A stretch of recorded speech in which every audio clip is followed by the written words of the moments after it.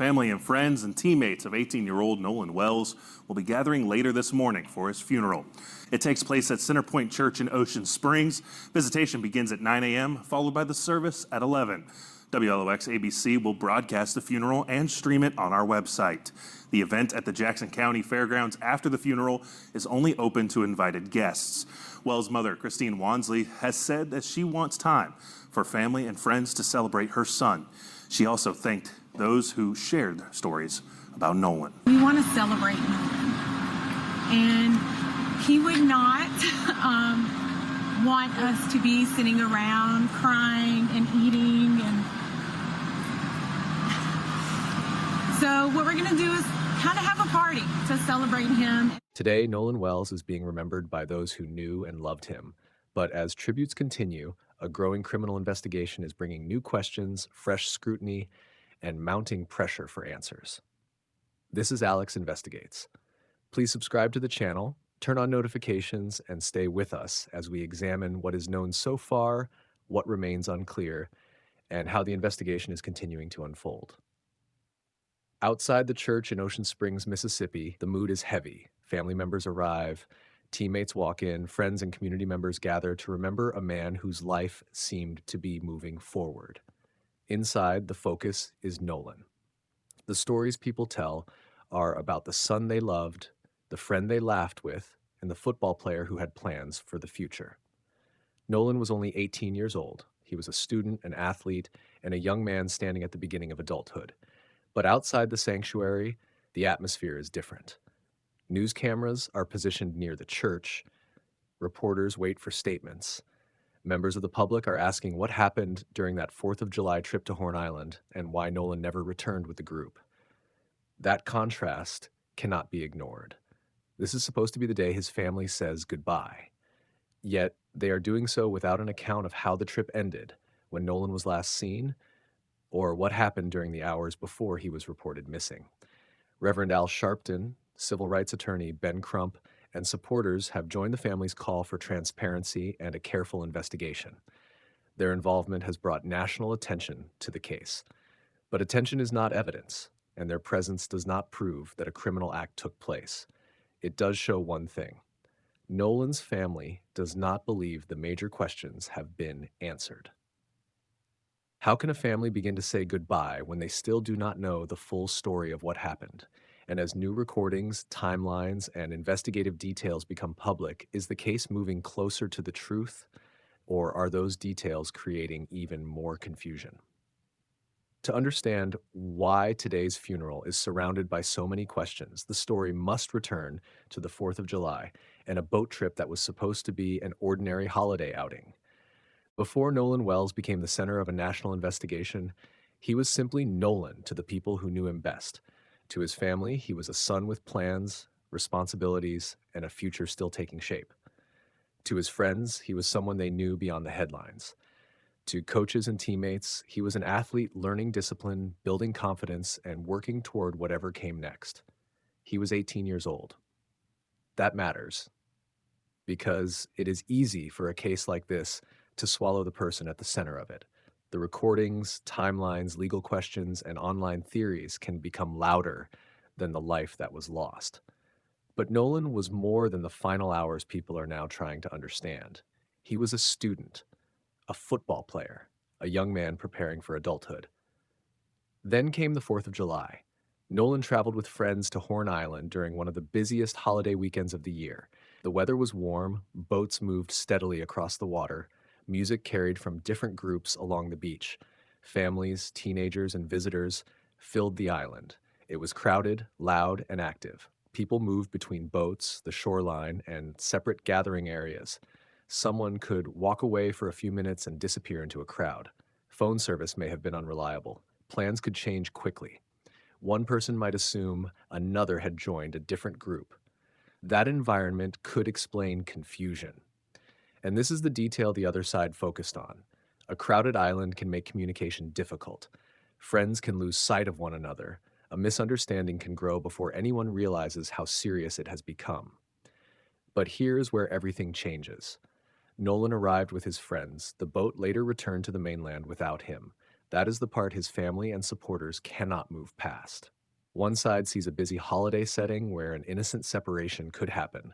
The other side asks how people close enough to travel together could leave without confirming Nolan was safely aboard. Think about that.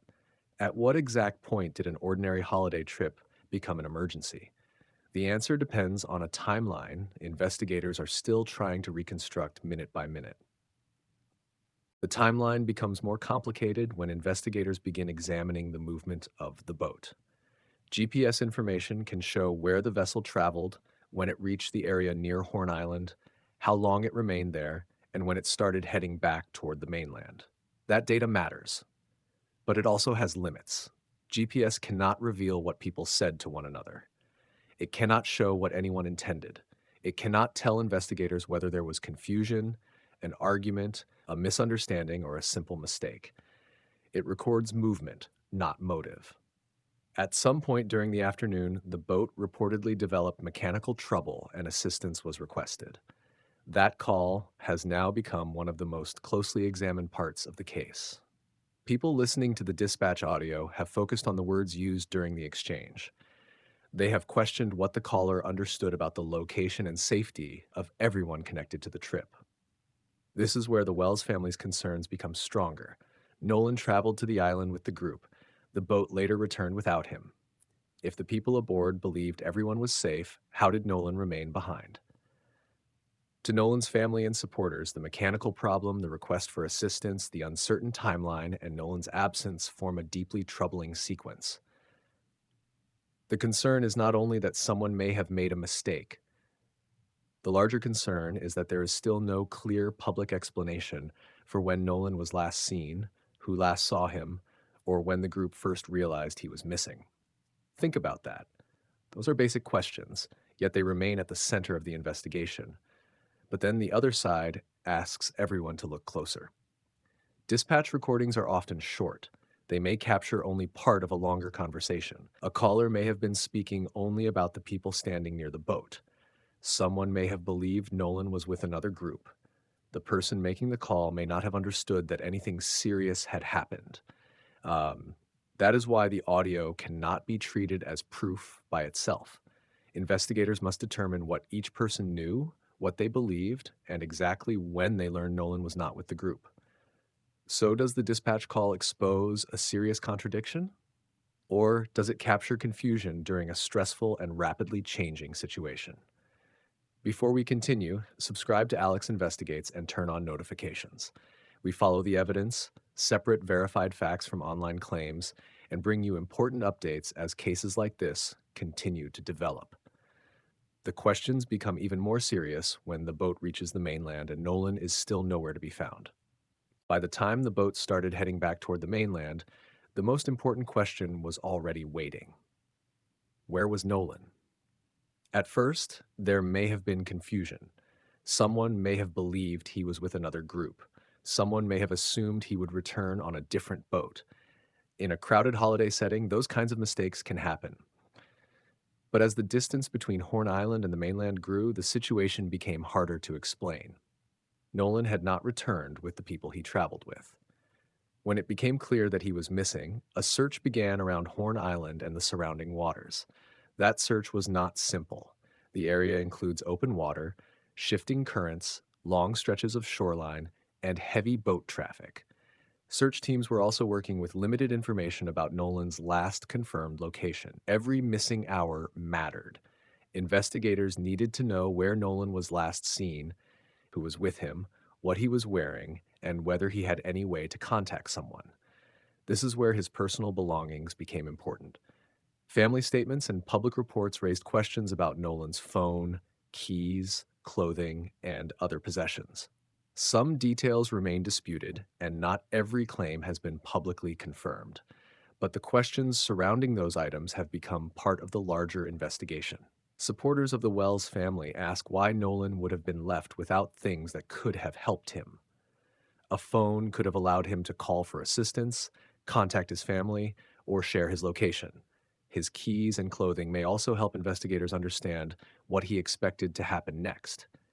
Did Nolan believe the boat would return? Did he think he had another way back? Or Did he leave those belongings behind because he expected to be away from the boat only briefly? From the family's viewpoint, these are not small details. They may help explain Nolan's state of mind and what others believed about his plans. But then the other side asks everyone to consider a different possibility. People often leave phones, keys, and clothing aboard boats to protect them from water, sand, or damage. Someone may have believed Nolan would return within minutes. A careless assumption can have devastating consequences without proving criminal intent. That is the difficult line investigators must examine. Were Nolan's belongings evidence that something suspicious happened, or were they part of a tragic misunderstanding that became irreversible? Before investigators could fully answer that question, search teams made the discovery Nolan's family had feared. 2 days after Nolan Wells was reported missing, search teams recovered him in the waters near Horn Island. For his family, the search had ended in the worst possible way. Until that moment, there was still hope that Nolan might be found alive, waiting somewhere on the island or located by another boat. But once he was recovered, the case changed. It was no longer only a missing person investigation. Now investigators had to determine what happened during Nolan's final hours and whether the evidence pointed to an accident, a series of mistakes, or something more serious. One of the most important parts of that process is the medical examination. The final cause and manner of death may help explain what Nolan physically went through. But those conclusions cannot come from rumors, photographs, or online theories. They must come from qualified medical professionals examining the available evidence. An independent autopsy was also funded through Colin Kaepernick's organization. For Nolan's family and supporters, that second examination may provide another level of confidence. Families sometimes request independent reviews to compare findings, ask additional questions, and make sure no important detail is overlooked.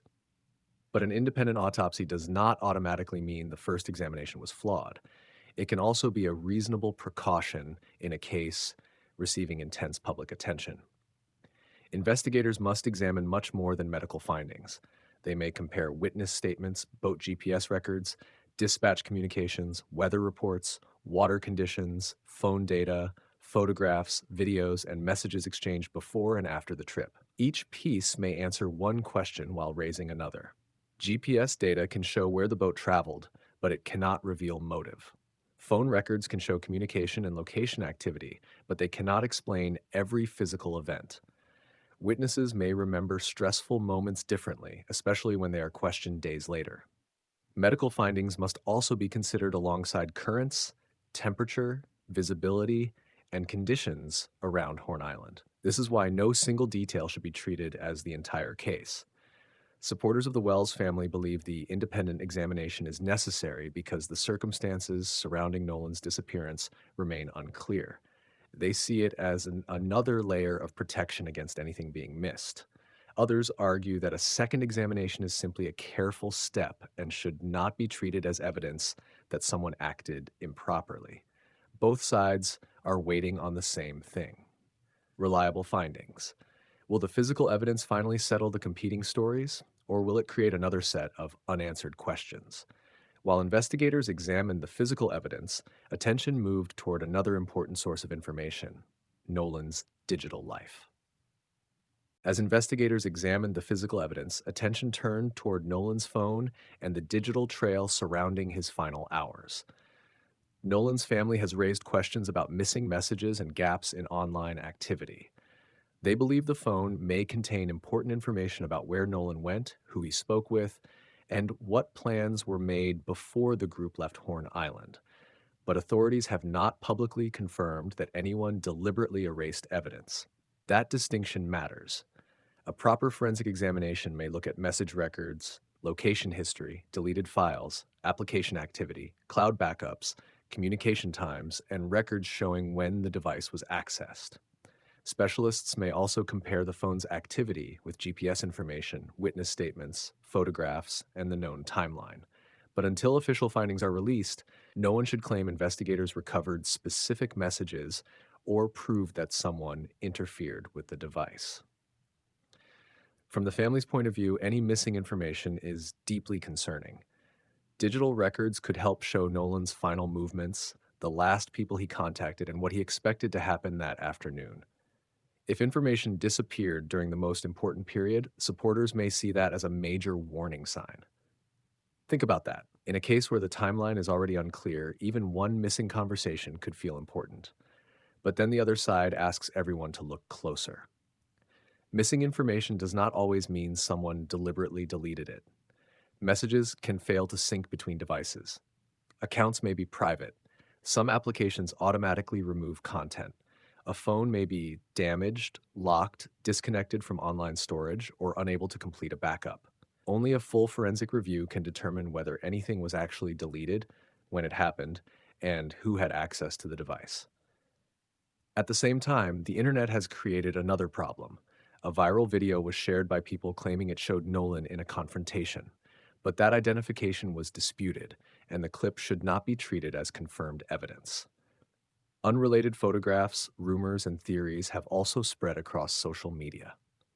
False information can confuse witnesses, place pressure on grieving families, and lead people to accuse private individuals without proof. So is the digital record helping reveal what happened, or is the internet filling every unanswered space with speculation? If you value careful reporting that does not rush to judgment, subscribe to Alex Investigates and turn on notifications. Your support helps us continue examining conflicting accounts, questioning important details, and keeping attention on families who are still waiting for answers. The online speculation soon created consequences far beyond videos, posts, and comment sections. I'm keeping this chapter firm and balanced. The harassment is condemned, the racial concerns are addressed, and no one is treated as guilty without evidence. As Nolan's family prepared to lay him to rest, they faced something no grieving family should have to deal with. Nolan's mother said anonymous hate mail was sent to the family's home. The message appeared to mock her grief and question her reasons for demanding answers. She later responded publicly, telling the anonymous sender, "Please, go touch some grass." Think about that. A mother was preparing for her 18-year-old son's funeral, yet someone chose that moment to send cruelty to her home. The abuse did not uncover evidence. It did not help investigators. It only added pain to a family already living through the worst moment of its life. Site turn 241171, search 46 turn 241171, search 4S. Demanding answers for Nolan does not justify threatening his friends, their relatives, witnesses, or anyone else connected to the trip. No private person should be declared guilty online when no charge has been announced and the investigation remains open. Race has also become impossible to ignore in the public conversation. Nolan was a black teenager who disappeared during a trip with white friends in Mississippi. For many people, that detail carries the weight of the state's history and the fear that black families do not always receive the same urgency, attention, or trust when asking for help. Supporters of the Wells family believe outside pressure is necessary. They worry that without national attention, Nolan's unanswered questions might be dismissed too quickly. That concern helped bring civil rights attorney Ben Crump and Reverend Al Sharpton into the case. Tyler Perry helped with funeral expenses, while Colin Kaepernick's organization supported an independent autopsy. Their involvement has made the story national. Cite eQuestioner 1711 News 49 turn 24171 News 50 Lysize Hugh be used to decide guilt, motive, or intention before the evidence is complete. Investigators must examine whether bias affected any part of the trip or the official response. At the same time, they cannot treat someone's race or family background as proof of wrongdoing. Both principles matter. The family deserves fairness, transparency, and compassion.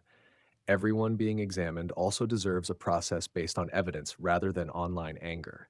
Can the public demand accountability without turning suspicion into unsupported accusations? The responsibility for answering the legal questions must now move away from social media and into the formal justice system. The investigation is now expected to move into a more formal stage. Once the investigative file is complete, it is expected to be presented to a Jackson County grand jury. That does not mean charges are guaranteed. A grand jury reviews evidence and decides whether there is a legal basis to bring criminal charges against someone. It does not decide guilt. It does not conduct a full trial. Its role is to determine whether the evidence is strong enough for a case to move forward. For Nolan's family and supporters, the concerns may appear powerful when viewed together. Nolan traveled to Horn Island with friends, but he did not return with them. There is still uncertainty about his last confirmed sighting. Questions remain about his phone, keys, clothing, and other belongings. The dispatch recording has drawn attention. GPS information has helped establish parts of the boat's movement. The family has also raised concerns about possible gaps in phone data and differences within the public timeline. Taken together, supporters may argue that these are not random details. They may see a pattern that deserves serious criminal review. From that perspective, the central issue is not one confusing moment. It is the number of unanswered questions surrounding the same afternoon. But then the other side asks the grand jury to examine what each detail actually proves. A crowded island can separate people. Friends can make harmful assumptions without intending a fatal outcome. GPS records where a boat moved, but it does not reveal motive. A dispatch recording may capture only part of a conversation. Phone irregularities require technical confirmation before anyone can call them evidence of interference. Witnesses questioned under pressure may remember events differently without deliberately lying. This is the difficult legal line. Suspicion is not the same as proof. Poor judgment is not always criminal conduct. A terrible decision can have permanent consequences without meeting the legal standard required for charges. The central question is simple but serious. What evidence connects a particular person to a particular criminal act? Without that connection, public concern, no matter how strong, may not be enough for charges. The grand jury may eventually answer the legal question, but even the clearest legal decision cannot undo the human loss at the center of this case. As the funeral comes to an end, Nolan's family leaves the church carrying a loss no investigation can reverse. Outside, cameras may remain focused on attorneys, public statements, dispatch recordings, GPS timelines, and the growing debate around the case. But Nolan's family must go home without him. That is the human truth behind every update. Nolan was not just a headline, a case number, or a symbol in an online argument. He was an 18-year-old son, student, teammate, and young man whose life was only beginning. Now the people who loved him are waiting for answers. Accountability requires patience, but it also requires honesty. The public should continue asking reasonable questions. Authorities should release accurate information when they are legally able to do so. Nolan's family deserves transparency and a complete investigation, but rumors should not be treated as facts. Private individuals should not be identified or attacked without evidence. Harassment does not bring anyone closer to the truth. The people connected to the trip also deserve a process based on evidence rather than online judgment. One side sees a collection of disturbing details that could point toward criminal responsibility. The other side sees a tragic series of mistakes, confusion, changing conditions, and assumptions made under pressure. Both sides are looking at much of the same evidence. Nolan has now been laid to rest, but the investigation continues. The GPS records remain. The dispatch communications remain. The medical findings matter. The phone analysis matters. Witness statements must be compared, and every contradiction must be examined. But the final answer cannot come from the loudest theory online. It must come from evidence strong enough to survive serious legal scrutiny. When you examine the timeline, Nolan's belongings, the dispatch call, the phone questions, and the remaining gaps, what do you believe the evidence actually proves? Leave your opinion in the comments, but keep the discussion respectful and focused on the evidence. Subscribe to Alex Investigates and turn on notifications so you do not miss the next verified update in Nolan Wells' case. Share this video with someone following the investigation, and remember that unanswered questions are not the same as proven guilt.